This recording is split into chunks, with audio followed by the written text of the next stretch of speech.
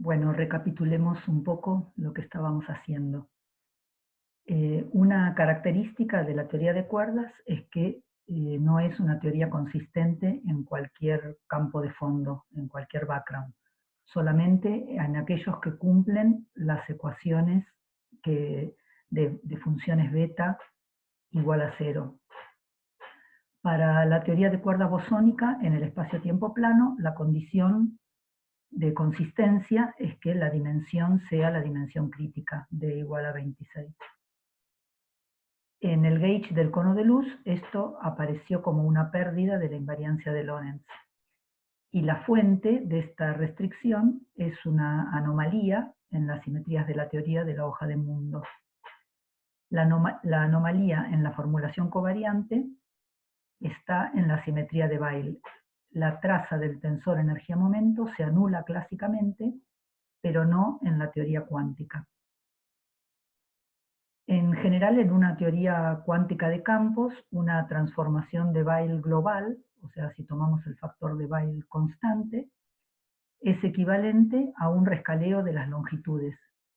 Hay varias teorías en 4 dimensiones que son clásicamente invariantes por ese rescaleo, incluyendo, por ejemplo, la teoría de un campo escalar no masivo con interacción phi a la cuarta, o una teoría de gauge no abeliana como Yang-Mills.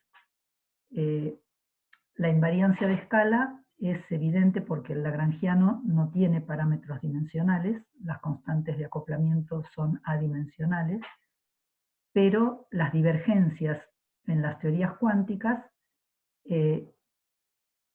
implican que haya una función beta del grupo de renormalización que implica que las constantes de acoplamiento efectivas en realidad son función de la escala de longitud. Entonces, la traza del tensor energía-momento es igual a cero en la teoría clásica, pero en la teoría cuántica es distinta de cero y es proporcional a la función beta. O sea, vamos a recordar un poquito lo que habíamos escrito. O sea, si tenemos entonces la acción de la cuerda propagándose en un espacio-tiempo,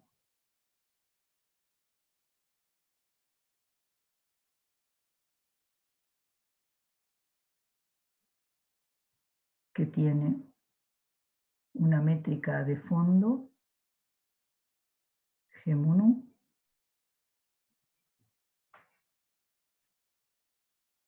un tensor antisimétrico, bueno, acá había una I,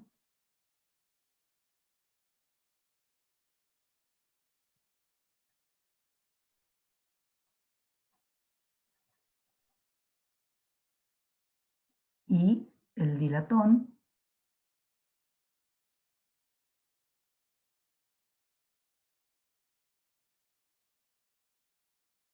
por el escalar de curvatura en 2 dimensiones. Esto es lo que se llama el modelo sigma no lineal, describe la propagación de la cuerda en los campos de fondo que corresponden a los estados no masivos de la cuerda. Como teoría cuántica de campos en 2 dimensiones, esta es una teoría renormalizable, y si calculamos la traza del tensor energía-momento, en esta teoría tiene las funciones beta de la métrica,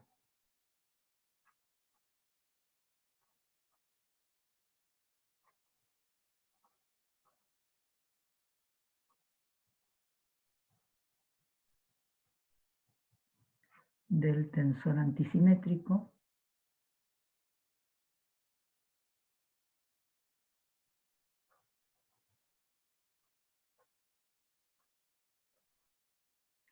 y del dilatón.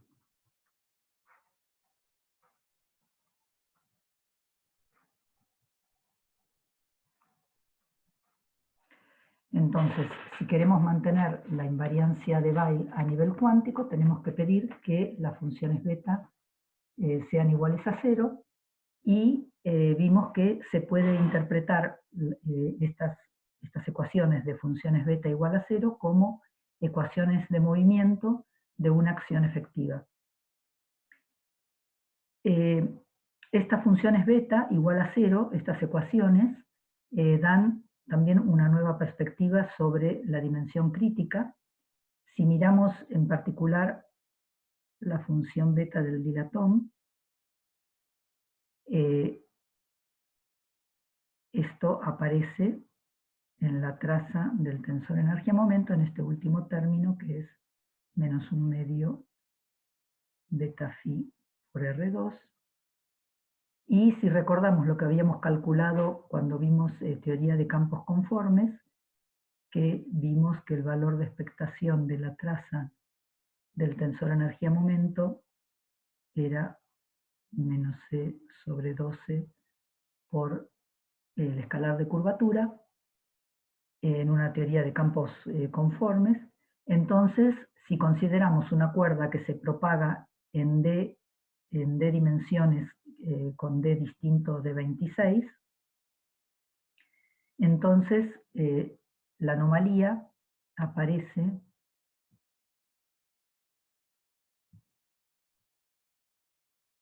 en la función beta del dilatón como un término de menos 26 que viene de la anomalía a orden clásico, digamos, o al orden árbol, ¿no? Si uno lo piensa como una teoría de campos y que las correcciones de un loop son las que tienen las derivadas del dilatón.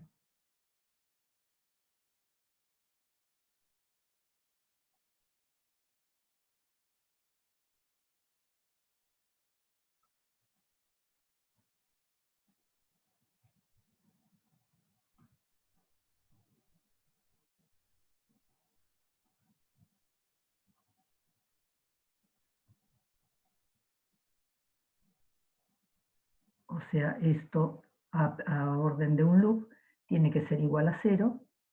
O sea, si incorporamos la anomalía de Weyl que aparecía a nivel árbol, entonces toda esta expresión tiene que ser igual a 0, y entonces la acción efectiva que tiene esta, bueno, estamos en castellano, una sola S. La acción efectiva que tiene esto como ecuación de movimientos tiene la forma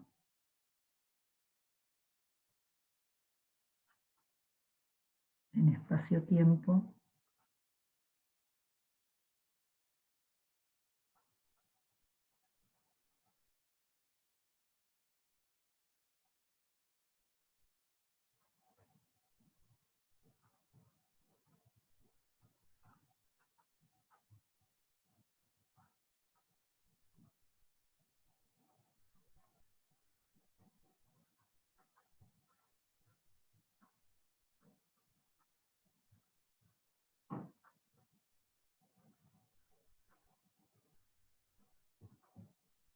O sea, ahora incorporamos este término que viene a un orden inferior, acá hay un 3. Entonces, con este término adicional, como un término de constante cosmológica, ya el espacio-tiempo plano no resuelve las ecuaciones de movimiento, a menos que D sea igual a 26. O sea, el espacio-tiempo plano no es solución de esta ecuación, excepto si D es igual a 26. Y esto, bueno, coincide con lo que habíamos estudiado en el gauge del cono de luz, que muestra que la invariancia de Lorentz solo se mantiene en 26 dimensiones. Y esto pone un nexo entre la invariancia de Weyl en la formulación covariante y la pérdida de invariancia de Lorentz en el gauge del cono de luz. En principio podríamos pensar en resolver esta teoría en 4 dimensiones, o sea, podríamos poner D igual a 4, pero entonces lo que tendríamos que hacer es cancelar términos a distintos órdenes en alfa prima. O sea, fíjense que el primer término de menos 26 no tiene potencia de alfa prima, o en la acción aparece con una potencia inversa de alfa prima, y el resto es la corrección de un loop. Entonces, si pensamos, por ejemplo, en poner d igual a 4, el término que quede acá constante debería cancelarse con una corrección de un loop. Pero entonces, en ese caso, los loops siguientes, de alfa prima cuadrado, cubo y así siguiendo, serían del mismo orden. Entonces, ya no se puede confiar en la teoría perturbativa y habría que buscar soluciones no perturbativas. Si, bueno, si hacemos la variación de esta acción,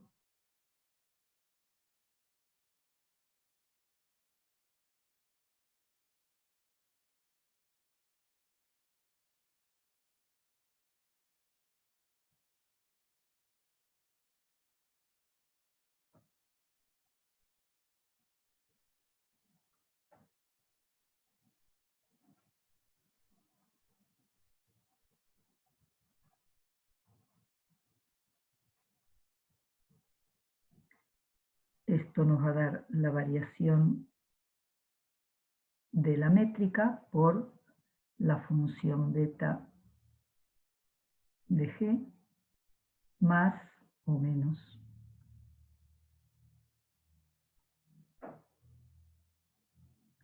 la variación del tensor antisimétrico por la función beta de b, y generalmente se combina la variación del dilatón con bueno, acá hay un factor 2 para ser precisos, con la traza del gravitón, bueno, del tensor métrico.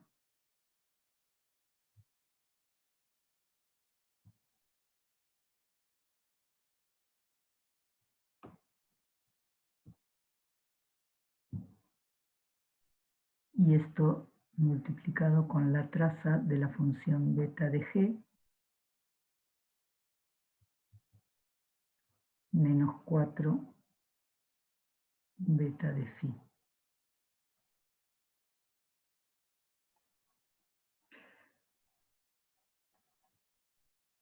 Bueno, o sea, simplemente para notar que generalmente el dilatón se combina con la traza de la métrica. Hay otras formas, o sea, entonces vemos que no podemos pensar en construir una teoría en 4 dimensiones a partir de estas expresiones, pero vamos a ver que hay otras formas de construir teorías consistentes en 4 dimensiones. Bueno, entonces esta acción efectiva es la que gobierna la dinámica de los campos espacio-tiempo a bajas energías. Y como dijimos, bajas energías se refiere a que solo trabajamos a un loop de las funciones beta. Si quisiéramos tener en cuenta energías más altas, tenemos que considerar loops más altos, o sea, correcciones superiores en alfa prima. La acción efectiva tiene el factor este, e a la menos 2 phi, y este factor simplemente revela el hecho de que la acción se calculó a nivel árbol en la teoría de perturbaciones de la cuerda, ¿no? O sea, perturbaciones de la cuerda. Y a este orden, o sea, al nivel árbol de la cuerda, la constante de acoplamiento de la cuerda, que es e a la menos lambda chi, si lambda es el dilatón, como vimos cuando hicimos las amplitudes de scattering y dedujimos la acción efectiva, y en la esfera la característica de Euler es igual a 2, entonces este factor e a la menos 2 phi está reflejando que estamos trabajando a nivel árbol en el desarrollo perturbativo de la teoría de cuerdas. Otra cosa rara en esta acción efectiva es que el signo del término cinético del dilatón parece ser el opuesto al que uno esperaría, pero en realidad estas dos cosas, o sea, un signo acá contrario y la exponencial del dilatón, lo que están indicando es que estos términos no están normalizados canónicamente.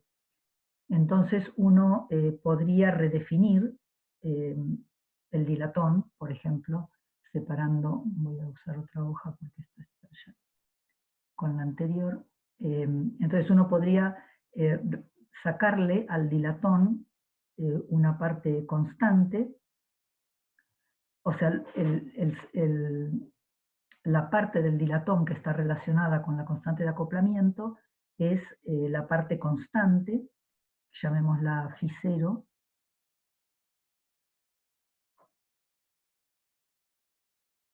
y entonces podemos definir un campo φ tilde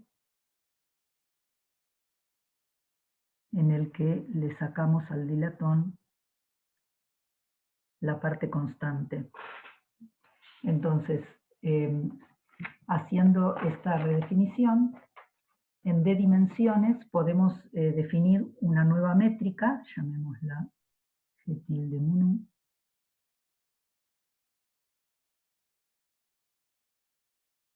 como la exponencial de menos 4 φ tilde sobre d menos 2 por G mu nu de x. Esto lo hicimos también cuando obtuvimos la acción efectiva a partir de las amplitudes de scattering. Esta es una redefinición de los campos que mezcla la métrica y el dilatón. Normalmente uno trabaja con campos que tienen las normalizaciones canónicas en los términos cinéticos. Y esta transformación justamente lleva la acción efectiva a los campos que tienen los términos cinéticos canónicos. Esto también es un rescaleo conforme de la métrica, y ya sabemos que dos métricas que están relacionadas por una transformación conforme, en general, supongamos que el factor conforme es omega, dos métricas relacionadas de esta forma tienen escalares de curvatura que están relacionados de esta forma.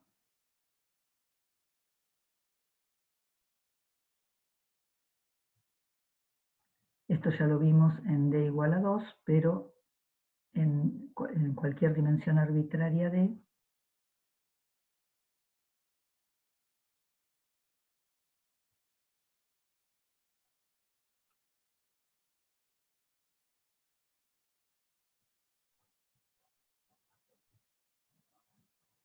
los escalares de curvatura de la métrica G tilde y G se relacionan de esta manera.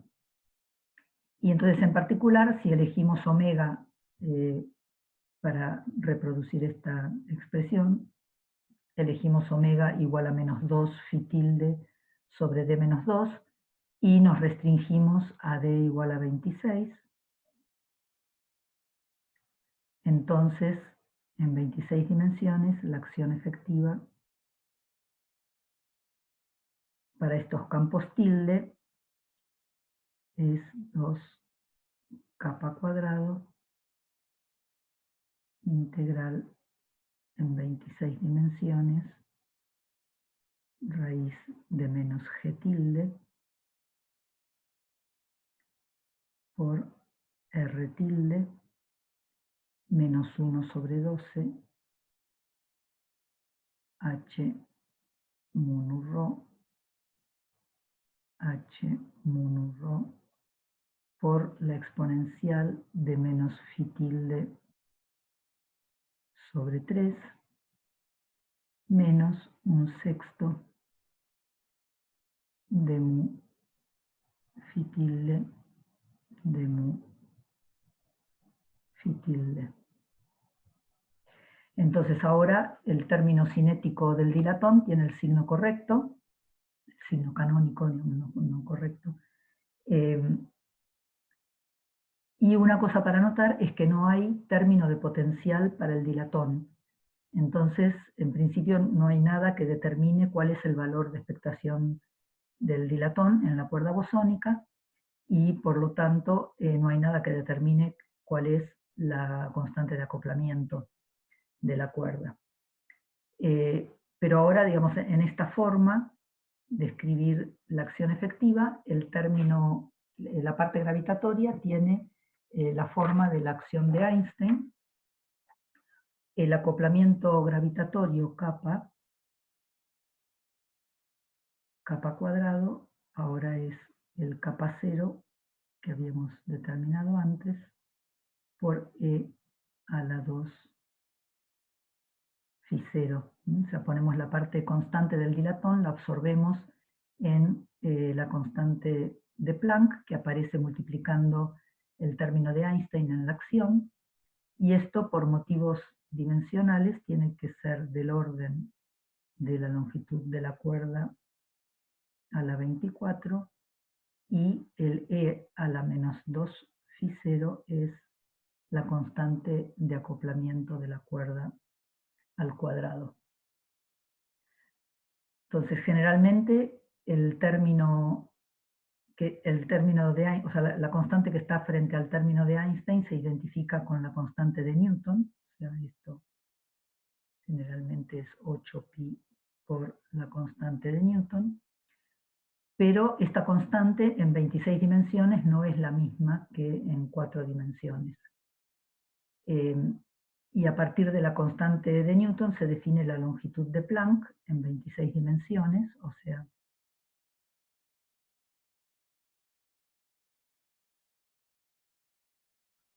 esto es lo que llamaríamos la longitud de Planck a la 24 por motivos dimensionales, y entonces la masa de Planck en 26 dimensiones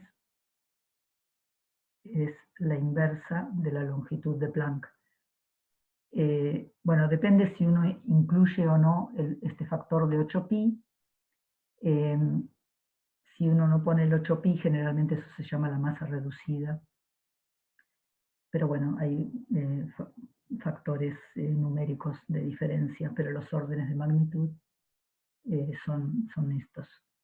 Entonces, si comparamos la dependencia en la constante de acoplamiento de la cuerda con la escala de Planck, se ve de estas ecuaciones que cuando la constante de acoplamiento de la cuerda es débil, o sea, cuando la cuerda está acoplada débilmente, o sea que la constante de acoplamiento es mucho menor que 1, es el régimen en el cual la longitud de Planck es mucho menor que la longitud de la cuerda. O sea, en general, los problemas que aparecen al cuantizar la teoría de Einstein, la física gravitatoria asociada con la acción de Einstein-Hilbert, los problemas aparecen en la escala de Planck, ¿no? A la escala de Planck. La teoría de cuerdas la entendemos mejor cuando la constante de acoplamiento de la cuerda es mucho menor que 1, donde gran parte de la física ocurre cuando la escala de longitud de la cuerda es mucho mayor que la longitud de Planck, y entonces ahí podemos olvidarnos de los efectos de acoplamiento fuerte de la gravedad. O sea, esta acción efectiva nos describe una teoría clásica de cuerdas, ¿no? Donde estamos lejos de la escala de Planck. Como ya vimos la clase pasada, la métrica G tilde mu nu se llama métrica de Einstein, y se dice que la acción con estos campos tilde es una acción que está en el marco de Einstein.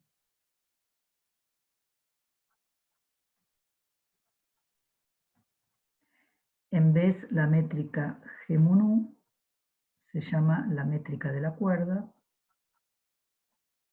o del modelo sigma,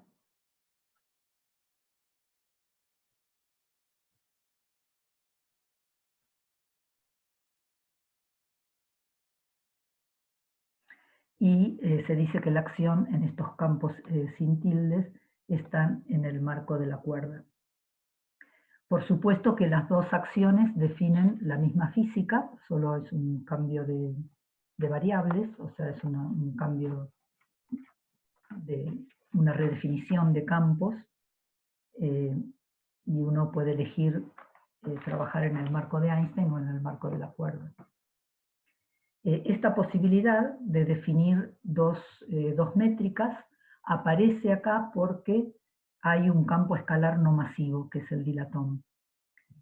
Cuando hay un campo escalar no masivo, podemos medir distancias de distintas formas, incluyendo el campo escalar en la regla, como parte de la regla. Los campos escalares no masivos dan lugar a fuerzas atractivas de largo alcance, que se pueden mezclar con las fuerzas gravitatorias y dan violaciones al principio de equivalencia. Entonces, si lo que queremos es describir la naturaleza, hay que encontrar una manera de hacer que el dilatón adquiera masa.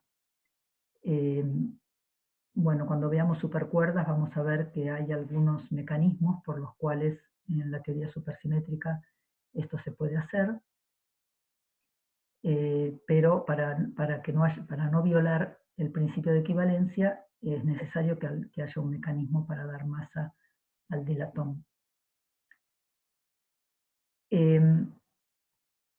Del punto de vista de la teoría en dos dimensiones, cambiar la métrica de fondo, el tensor antisimétrico y el dilatón, estos campos de fondo, si uno pone distintos valores para estos campos de fondo, parecería, del punto de vista de las dos dimensiones, que uno tiene una teoría distinta, si toma distintos valores para estos campos.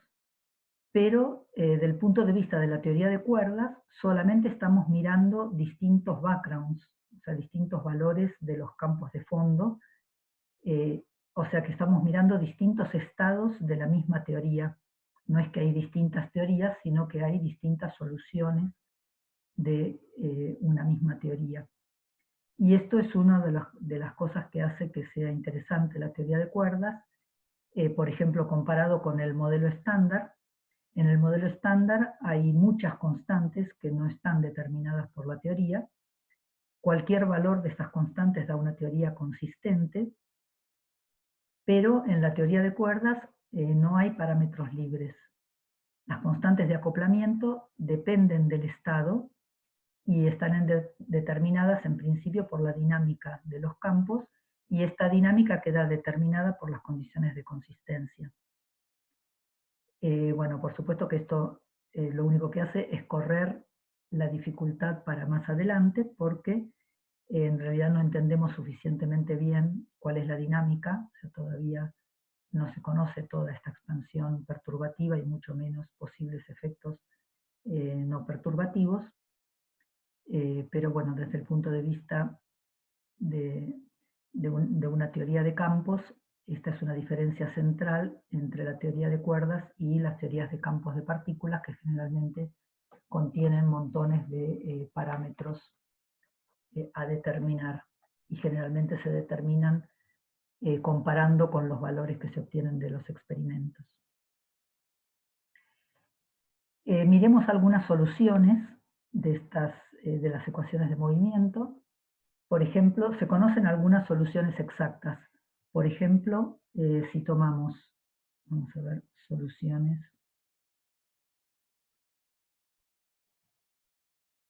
de las ecuaciones beta igual a 0.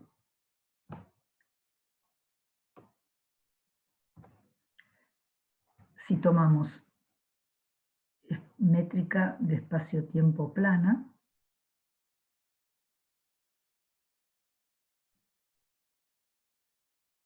tensor antisimétrico igual a 0, y dilatón que vaya como un vector por X. Esto se llama solución de dilatón lineal, obviamente.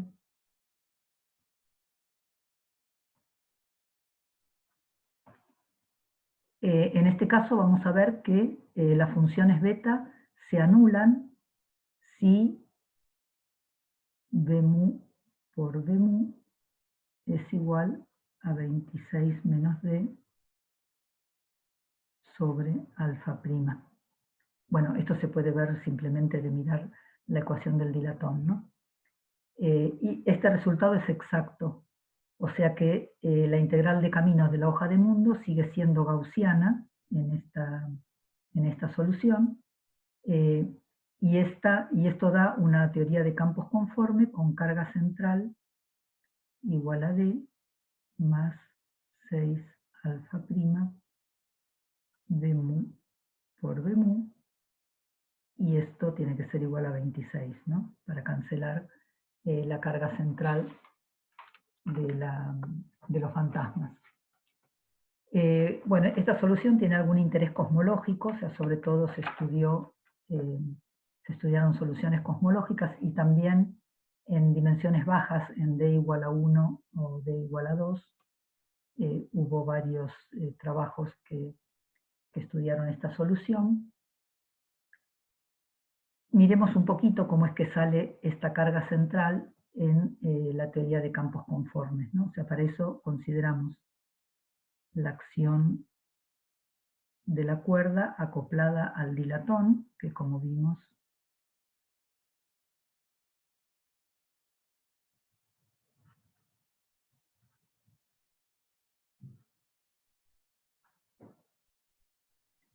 tiene esta forma, y si calculamos el tensor energía-momento, bueno, básicamente tenemos que hacer la derivada de la acción con respecto a la métrica en dos dimensiones, ¿no? Bueno, entonces para hacer esto tenemos que ver cómo es la variación del escalar de curvatura. En dos dimensiones esto es fácil porque sabemos que el escalar de curvatura es proporcional al tensor de Ricci, y entonces podemos variar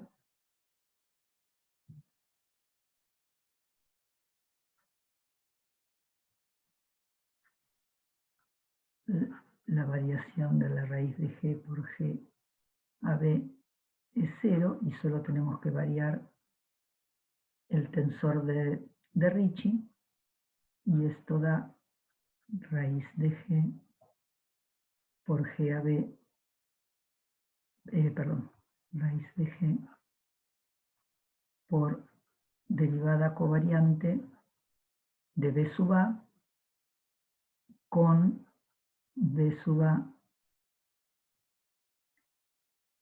igual a la derivada B de delta G a B menos GCD derivada A de delta GCD. Bueno, esto es un ejercicio, lo pueden hacer. Y entonces, reemplazando en la variación de la acción de la cuerda en el fondo de dilatón, esto da 1 sobre 4pi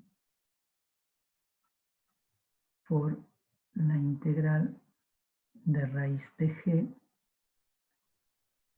derivada A derivada B de phi menos box phi, perdón, por G a B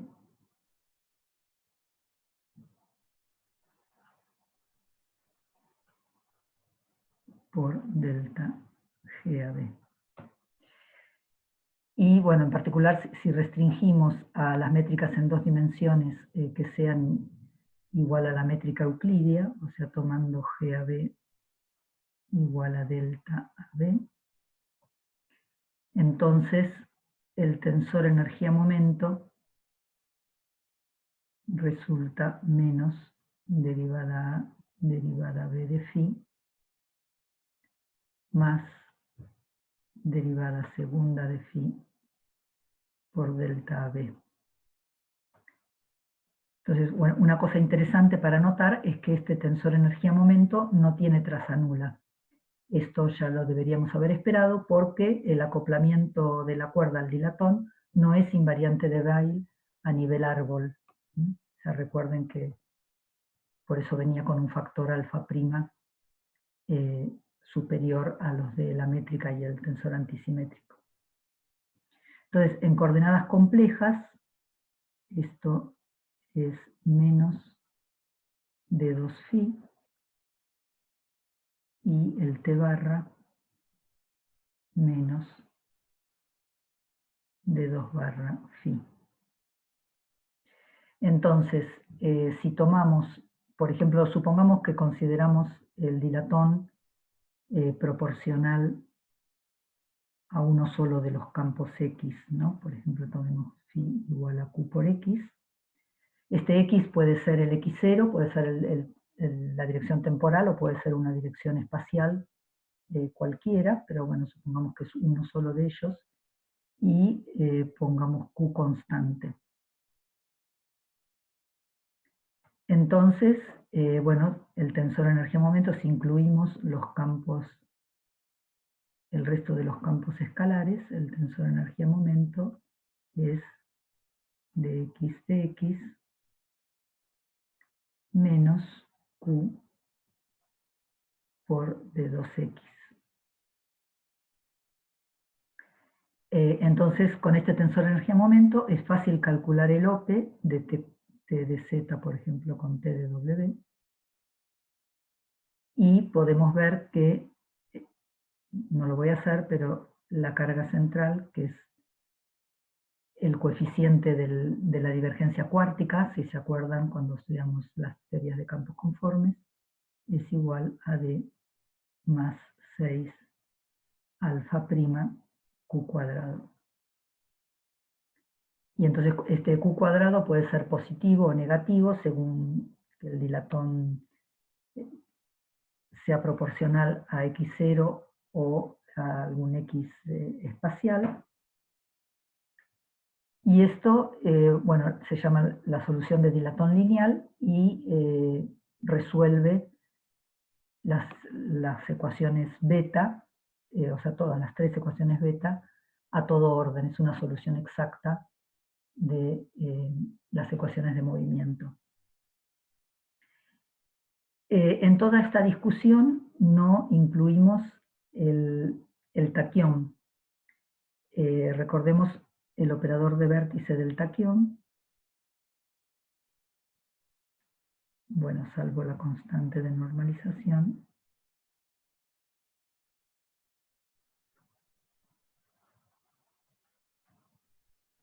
Tenía esta forma. Entonces, bueno, si uno exponencia este operador de vértice, igual que como hicimos con el operador de vértice del gravitón y del tensor antisimétrico, y calcula las funciones beta correspondientes, la acción efectiva que resulta en 26 dimensiones tiene la forma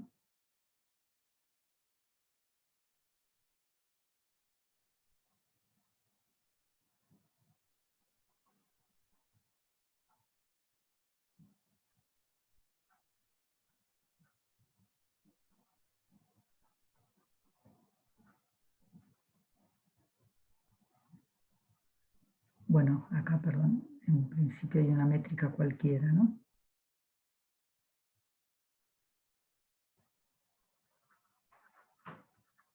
Luego hay un término de masa del taquión, sabemos que la masa del taquión es 4 sobre alfa prima en la cuerda cerrada, y después aparecen otros términos a orden superior que dan el potencial del taquión, según en cuál teoría de cuerdas uno esté, aparece el término de potencial del taquión. Bueno, esto, como ya dijimos, en general, en la teoría de cuerdas cerradas, este potencial indica que hay una inestabilidad en el estado de vacío de la teoría, pero esto es algo que no se entiende bien. Pero bueno, no hay que olvidarnos que también está el taquión y que en principio tendríamos que hacer lo mismo con el taquión que con el resto de los campos. Y también tenemos todo el espectro infinito de estados masivos. En principio uno podría poner la teoría de cuerdas en backgrounds correspondientes a todo el espectro de la teoría. O sea, vimos en detalle cuando poníamos los campos no masivos de fondo, pero en principio podríamos poner todos los estados masivos. Y si uno considerara todos esos infinitos términos, eso sería una manera de construirse lo que se llamaría la teoría de campos de cuerdas. De hecho, eso es algo que se trabajó en los años 80, pero bueno, obviamente es algo muy complicado, hay que considerar infinitos términos y con campos hasta infinitamente pesados, o sea, con masas muy, muy grandes. Hay otros tipos, bueno, esto era un paréntesis, ¿no? O sea, hay otros tipos de soluciones exactas, o sea, se conocen soluciones exactas a estas funciones beta de los campos no masivos, ahora me refiero solo a los campos no masivos.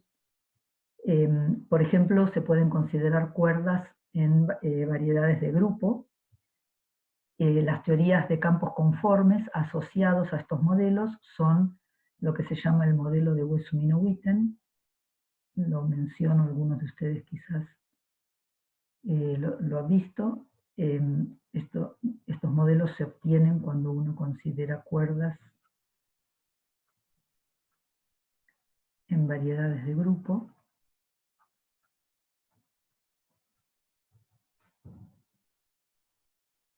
El ejemplo más conocido es, por ejemplo, el caso de Anti de Sitter 3.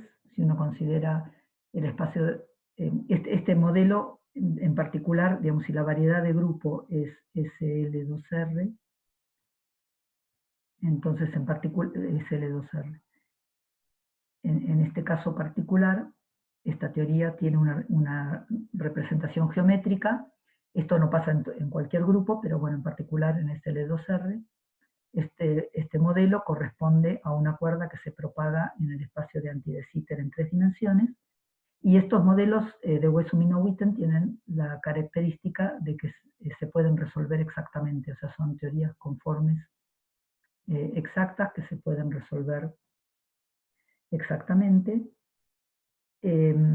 Otro ejemplo muy conocido, que lo vamos a ver cuando veamos supercuerda, cuando incorporemos campos fermiónicos, no acá, pero en el caso de la supercuerda, lo que es el equivalente de estas funciones beta en la supercuerda, una solución conocida a todo orden es Anti de Sitter 5 por S5. Ahora voy a hablar de estos espacios compactos. Esta solución es una solución exacta de la teoría de supercuerdas tipo 2B, y es en la que se basó la conjetura de Maldacena, ¿no? O sea, la correspondencia, lo llama la correspondencia ADS-CFT. Quizás vamos a ver algo al final del curso. Se basa en esta solución exacta.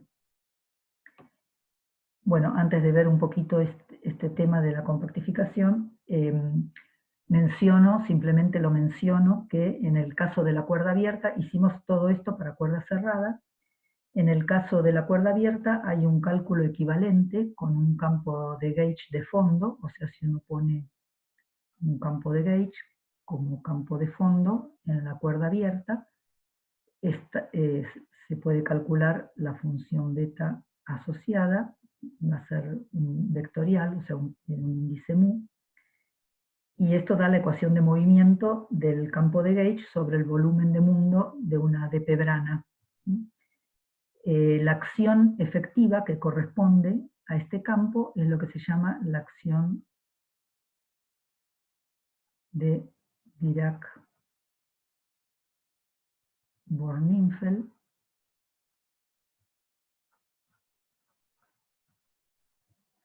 y la vamos a ver un poco más adelante cuando estudiemos más en detalle las D-P-branas.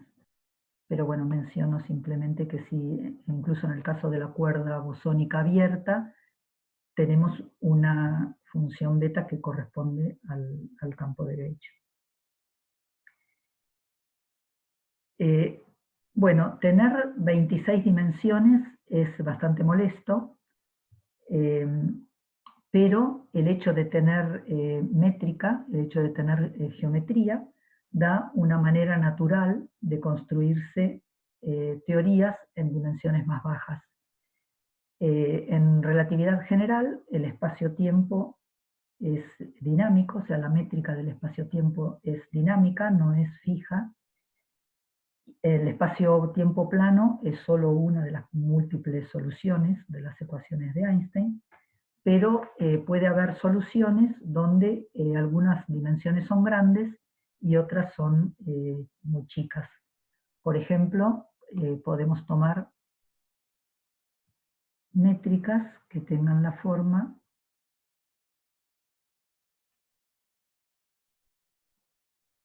de una métrica plana y una métrica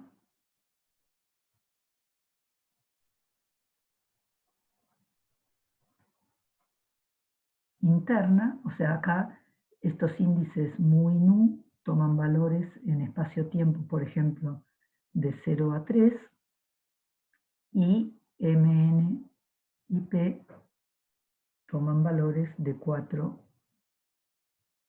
a 25. O sea, podemos separar la métrica en el espacio donde estos índices m y n toman valores de 0 a 25, podemos separar la métrica en 4 dimensiones planas con índices mu y nu y 22 coordenadas internas que toman valores, los índices de 4 a 25. Esta es una métrica plana en 4 dimensiones y curva, en principio, en las 22 dimensiones internas. Se suponen las dimensiones internas compactas. Por ejemplo, las ecuaciones beta igual a 0 se cumplen a orden alfa prima si tomamos dilatón constante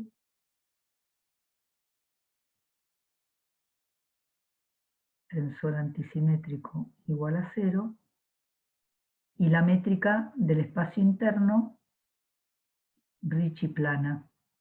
O sea, tomamos que el tensor de Ricci en el espacio interno sea igual a 0 y la métrica espacio-tiempo sea Minkowski. Entonces, esta es una solución de las ecuaciones beta a todo orden, en realidad. Bueno, en principio, ahora estamos considerando solo la parte. Vamos a ver cuando veamos supercuerdas que las soluciones de Calabi-Yau son de este tipo en la supercuerda, pero acá tenemos que pensar que solo estamos en la cuerda bosónica y entonces solo consideramos las correcciones de un loop de las funciones beta. Esto es solución a un loop.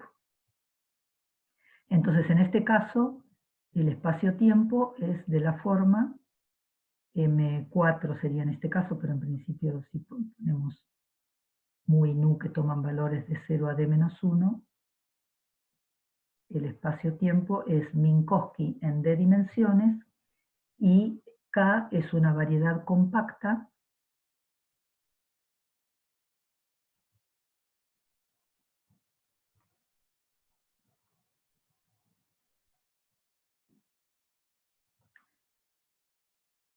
de 26 menos d dimensiones.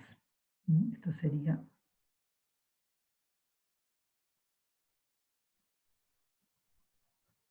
De manera que la teoría total tiene 26 dimensiones, pero de las cuales d corresponden al espacio-tiempo y 26 menos d son compactas. En este espacio-tiempo, la física a escalas de longitud mucho mayores que el tamaño de la variedad K, de la variedad compacta, es la misma que en Minkowski en D dimensiones. Y se dice que D menos 26 dimensiones fueron compactificadas. Del punto de vista cosmológico, en realidad parece más natural decir que D menos 26 dimensiones fueron decompactificadas, se decompactificaron.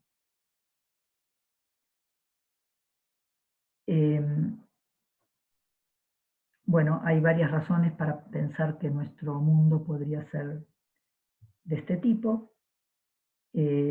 Las dimensiones compactas tienen que ser suficientemente chicas porque no fueron observadas.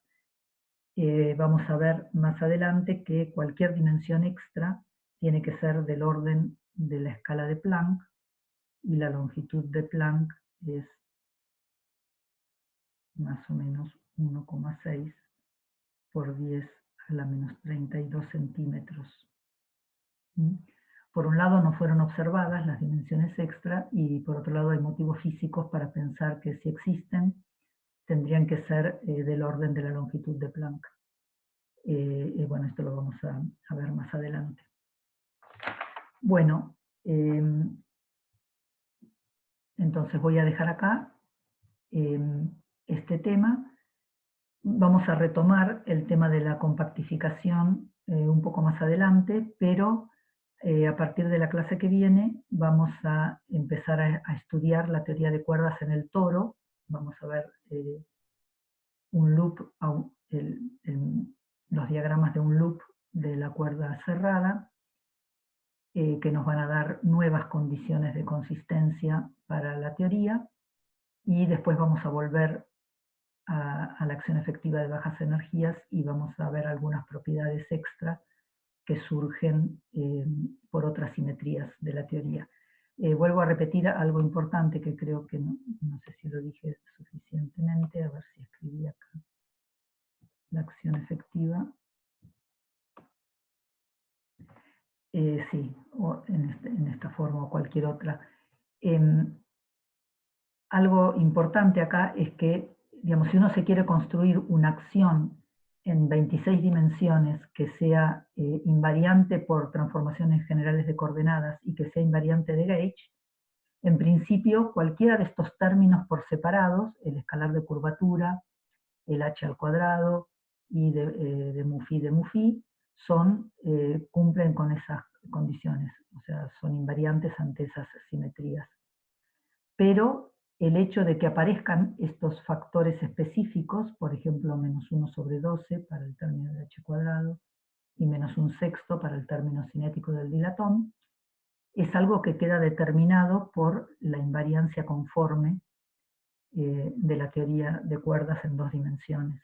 O sea, en principio cualquier teoría de campos que sea invariante de Gauge e invariante por transformaciones generales de coordenadas, se podría construir con estos términos, pero con coeficientes arbitrarios entre ellos. Sin embargo, en la teoría de cuerdas estos coeficientes no pueden ser arbitrarios, son los que quedan determinados, en este caso por la invariancia de Weyl, o la invariancia conforme de la teoría en 2 dimensiones. Bueno, voy a dejar acá, y la clase que viene entonces empezamos a ver el toro.